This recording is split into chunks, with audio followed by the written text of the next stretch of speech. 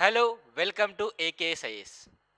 Daily current అఫైర్స్లో భాగంగా రీసెంట్గా యూఏపిఏ చట్టం కింద అరెస్ట్ అయినటువంటి న్యూస్ క్లిక్ ఎడిటర్ని రిలీజ్ చేయమని చెప్పేసి అసలు ఆ అరెస్ట్ అనేటువంటిది చట్ట వ్యతిరేకంగా చేశారు అని సుప్రీంకోర్టు పూర్తిగా వ్యతిరేకించడం జరిగింది. సో ఈ విషయంలో అసలు యూఏపిఏ చట్టం కింద న్యూస్ క్లిక్ ఎడిటర్ని ఎందుకు అరెస్ట్ చేశారు, యూఏపిఏ చట్టం అంటే ఏంటి, అండ్ అదేవిధంగా సుప్రీంకోర్టు గైడ్ లైన్స్ అనేటువంటివి అరెస్ట్ విషయంలో ఫండమెంటల్ రైట్ ఆర్టికల్ 22 ప్రకారం ఏమని మెన్షన్ చేశారు. అండ్ ఇక్కడ మనం డిస్కస్ చేయాల్సినటువంటి అంశం ఏంటంటే మోస్ట్ ఇంపార్టెంట్లీ న్యూస్ క్లిక్ ఎడిటర్ని ఎందుకు అరెస్ట్ చేశారు అంటే 2019 సంవత్సరంలో కోవిడ్-19 కారణంగా భారతదేశంలో విపరీతంగా చైనాకి ఎగైనెస్ట్గా వార్తలు అనేటువంటి రావడం, అండ్ చైనా నుంచే ఈ యొక్క వైరస్ వచ్చిందన్నట్టుగా కూడా మనకి వార్తలు విపరీతంగా వచ్చాయి.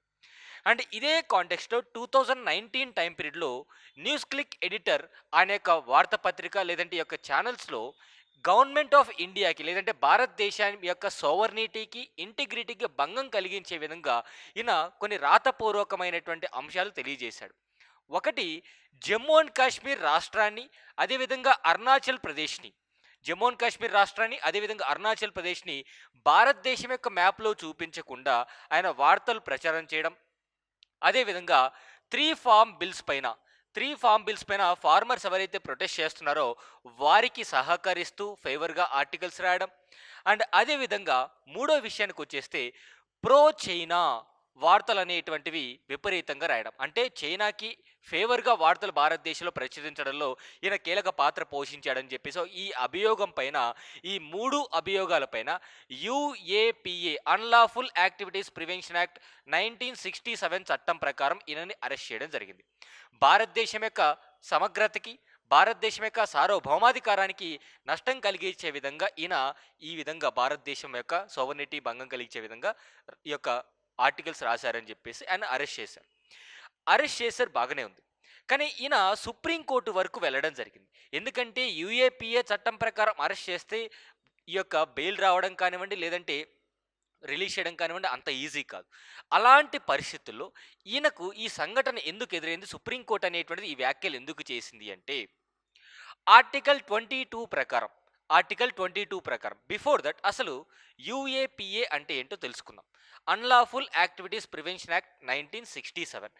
ఈ చట్టం ప్రకారం ఒక వ్యక్తిని కానీ ఒక ఆర్గనైజేషన్స్ కానీ, అంటే ఒక ఆర్గనైజేషన్ అనేటువంటిది కావచ్చు, ఒక ఇండివిజువల్ని కూడా అరెస్ట్ చేసేటువంటి అవకాశం ఉంటుంది.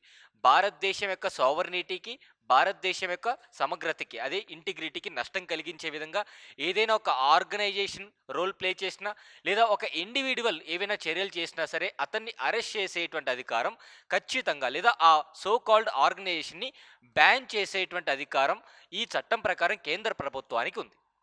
మరి ఇక్కడ ఆర్గనైజేషన్స్ అంటే టెర్రరిస్ట్ ఆర్గనైజేషన్స్ కావచ్చు, అన్లాఫుల్ ఆర్గనైజేషన్స్ ఏవైనా కావచ్చు. నౌ ఈ ఇండివిజువల్ని కూడా అరెస్ట్ చేసేటువంటి అవకాశం 2019 అమెండ్మెంట్లో భాగంగా చేశారు.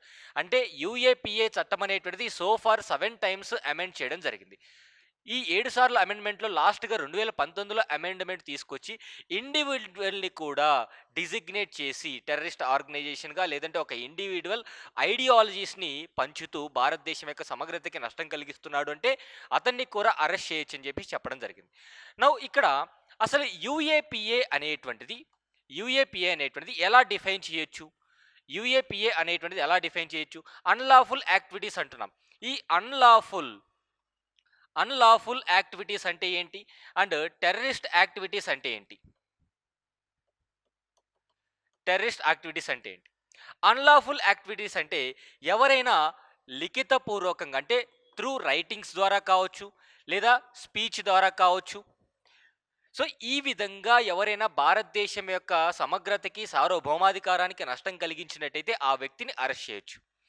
అండ్ టెర్రరిస్ట్గా అంటే అన్లాఫుల్ యాక్టివిటీస్లో త్రూ రైటింగ్ కానీ స్పీచ్ కానీ, అండ్ టెర్రరిస్ట్ యాక్టివిటీస్లో ఆర్మ్స్ ద్వారా కానివ్వండి, వెపన్స్ ద్వారా కానివ్వండి, సో ఇట్లా ఎవరైనా భారతదేశం యొక్క సమగ్రతకి నష్టం కలిగించే విధంగా వెపన్స్‌ని అంటే టెర్రరిస్ట్‌లని అరెస్ట్ చేయడానికైనా, టెర్రరిస్ట్ ఆర్గనైజేషన్స్ బ్యాన్ చేయడానికైనా ఈ విధంగా అన్నమాట. అంటే యూఏపీఏ అనేది అన్‌లాఫుల్ యాక్టివిటీస్ యొక్క డెఫినిషన్ ఏంటంటే భారతదేశం యొక్క సార్వభౌమాధికారాన్ని త్రూ రైటింగ్స్ ద్వారా, స్పీచ్ ద్వారా కానీ ఎవరైనా చేసినా, భారతదేశానికి నష్టం కలిగించినా, లేదా ఆర్మ్స్ ద్వారా కానివ్వండి, వెపన్స్ ద్వారా కానివ్వండి, భారతదేశానికి నష్టం కలిగించే ప్రయత్నాలు చేసినా వారిని అన్‌లాఫుల్ యాక్టివిటీస్ ప్రివెన్షన్ యాక్ట్ 1967 ప్రకారం అరెస్ట్ చేయడం జరుగుతుంది.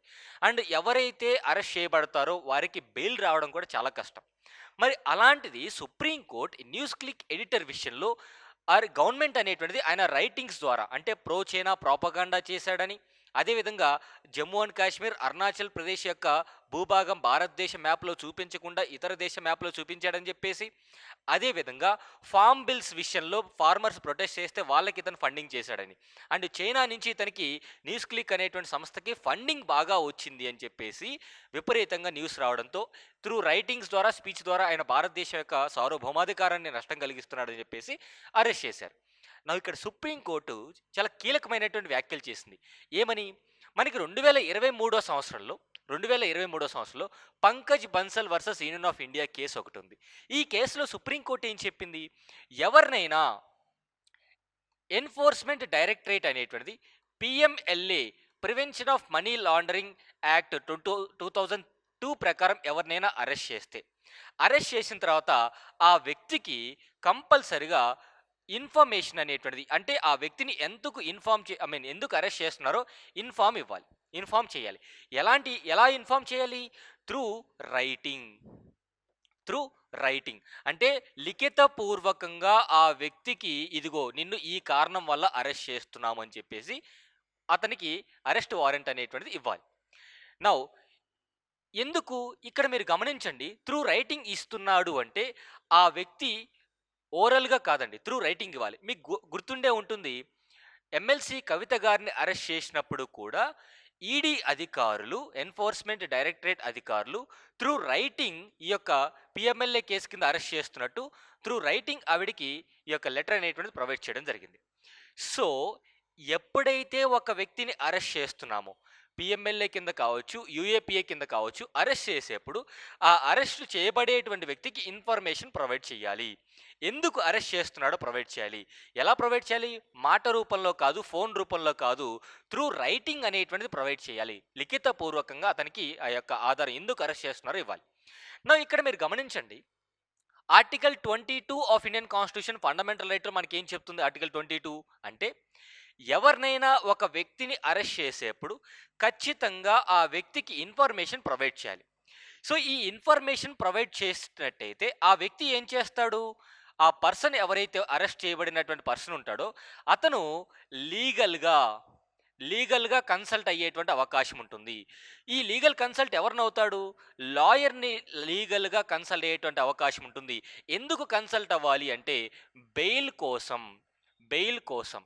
నౌ ఇక్కడ ఇదే విషయం న్యూస్ క్లిక్ ఎడిటర్ అరెస్ట్ విషయంలో కూడా ఇలా రిటర్న్ రికార్డ్స్ అనేటువంటివి రైటింగ్లో అతనికి ఇవ్వలేదు.